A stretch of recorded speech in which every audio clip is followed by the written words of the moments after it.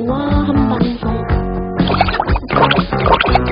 이낙연이 그 결과에 승복을 못하는 이유가 무엇일까요? 첫째, 페어플레이 정신이 결여되어 있고 무조건 이기는 것이 목적인 사람이라는 인성적인 결함이 문제겠죠. 경선 결과 불복이든 아니면 이의제기든 간에 그건 중요하지 않죠. 결과를 뒤집어 엎으려고 안간힘을 쓰고 있는 행동 자체가 결과를 받아들이지 못하는 것이니까요. 둘째, 이낙연 쪽에서 보면 0.29% 차이로 아슬아슬하게 졌다는 게 문제죠. 고지가 바로 적인데 이 몇 개의 표가 너무 억울했던 거죠. 이 수치는 정말로 포기할 수 없는 수치 아닐까요? 조금만 더 노력했더라면 결선 투표까지 가는데 하는 억울함 때문에 그 끈을 놓지 못하고 있다는 거죠.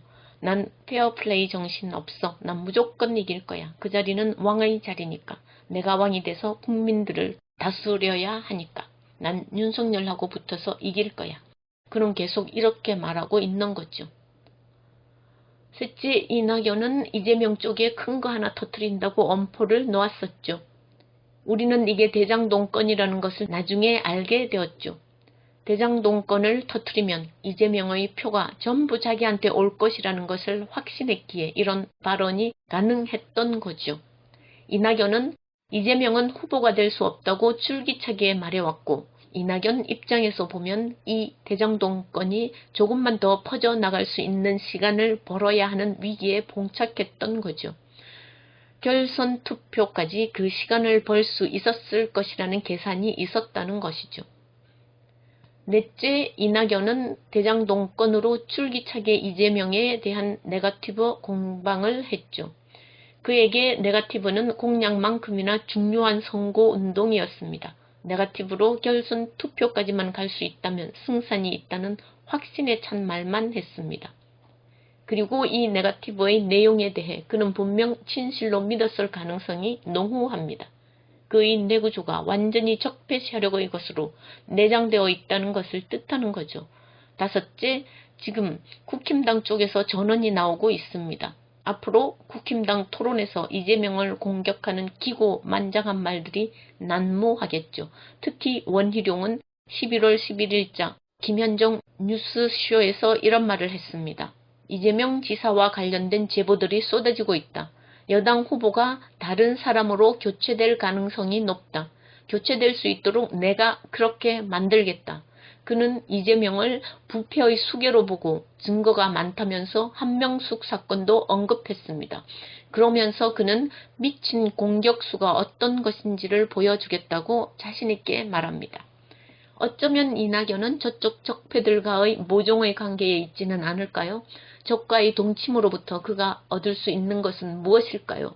어쨌든 이낙연은 자기가 대표가 되어야 국힘당을 이길 수 있고 국힘당은 이낙연이 되어야 자기네들이 이길 수 있다는 서로의 착각 속에 있으니 적과의 동침의 결과가 어떤지 정말 궁금하긴 하군요.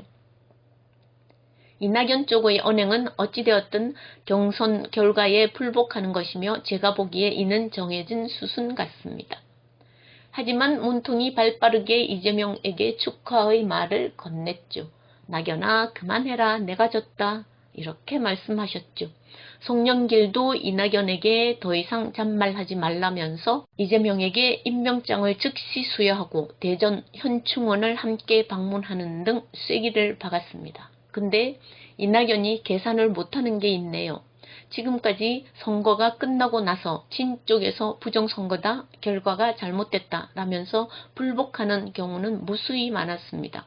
이승만의 3.15 부정선거를 빼면 그 이후 오늘의 민주당 경선 투표에 이르기까지 그것이 적폐 세력을 위한 부정선거이든 아니면 우리 쪽에 대한 잘못된 결과이든 간에 그 결과가 뒤집힌 적은 한 번도 없었습니다. 2012년 박근혜가 대통령이 되었을 때도 우리 쪽에서 부정선거가 있었다고 이의를 제기했었지만 번복되지는 못했죠.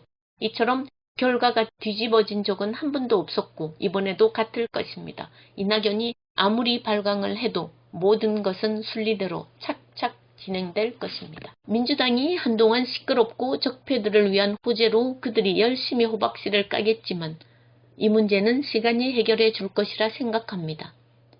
이재명은 이낙연의 어떠한 딴지에도 반응하지 말고 묵묵히 자신의 길만 가면 됩니다. 근데 이낙연 정말 웃기는 사람이죠. 좋아요. 이낙연이 원하는 대로 결선 투표까지 갔다고 생각해 보죠. 그럼 그가 분명 이길 거라고 생각했을까요? 아무리 결선 투표를 한다 해도 여론조사와 투표 결과의 지금까지의 주도적인 경향은 이재명 50 이상, 이낙연 30 언저리인데 이 기조가 정말로 바꿔질 거라고 생각하고 있는가요? 아님 결선 투표 기간까지 좀 더 작업을 할 수 있다는 승산에서 저렇게 발악을 하는 것일까요? 희망 및 전략. 이참에 이낙연 씨 수박 쓰레기들 다 데리고 나가서 탈당하고 새로 당을 하나 만들면 어떨까요? 그럼 이번 대통령 선거는 3파전이 되겠죠? 이재명, 이낙연, 윤석열 또는 홍준표. 그리고 조원진이 나와서 박근혜, 사면에 한가닥 희망을 품고 있는 태극기 부대들을 윤홍으로부터 전부 다 빼낸다면 저쪽 표도 쪼개질 거고 또 안철수가 나와서 조금 더 쪼갤 거고 그러면 승부수를 띄울 수 있지 않을까요? 민주당에서도 역선택의 전술로 조원진과 안철수를 응원합시다. 만약 이낙연이 따로 당을 만들어 대통령 출마한다면 윤석열이 우리의 적이 된 것만큼 이낙연도 완전히 우리의 적이 되는 거겠죠. 지금까지 우리 진영에서는 이낙연의 악행에 대해 제대로 캐지도 못했고 제대로 비판도 못했습니다. 이재명의 대장동 하천 대유에 대한 민주당 지도부들의 합법적인 옹호도 불가능했습니다. 이낙연도 어쨌든 민주당에 적을 두고 있었으니까요. 하지만 그가 민주당에서 나간다면 문제는 달라지는 거죠. 근데 탈당해서 새 당을 만든다는 게 쉬울까요? 그냥 제 희망을 한번 읊어봤습니다. 이낙연의 목적은 민주당을 갈라먹고 적폐와의 동침이니 그가 탈당할 일은 없을 것이라 생각합니다. 하지만 장기적으로는 이낙연이 새로운 세력을 규합하여 무언가를 작당할 가능성은 얼마든지 있을 것이라 생각합니다. 그럼 완전히 제2의 안철수가 되는 거죠. 안철수와 국민의당 덕분에 민주당이 대청소를 한번 했었는데 또다시 민주당 대청소의 날이 오기를 기대할 수 있을까요? 좋아요, 구독 눌러주는 그대는 멋쟁이. 아무리 그래도 오늘도 띠띠부리는 외칩니다. 미에로 하비바. 민주당 선대본부장으로서 미에로 하비바. 미에가 없으면 제명이도 없다. 제명이 닿으면 미에다.